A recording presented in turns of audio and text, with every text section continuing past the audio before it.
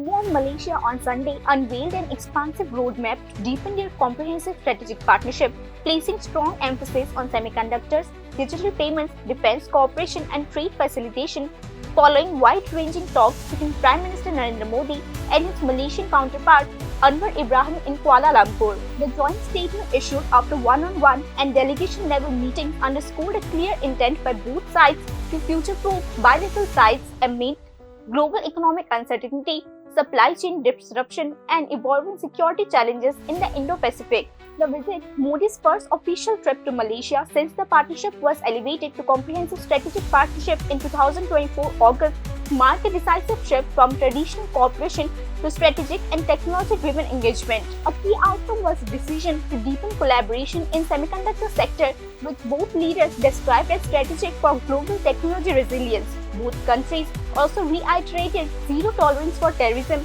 strongly condemning terrorism in all forms, including cross-border terrorism.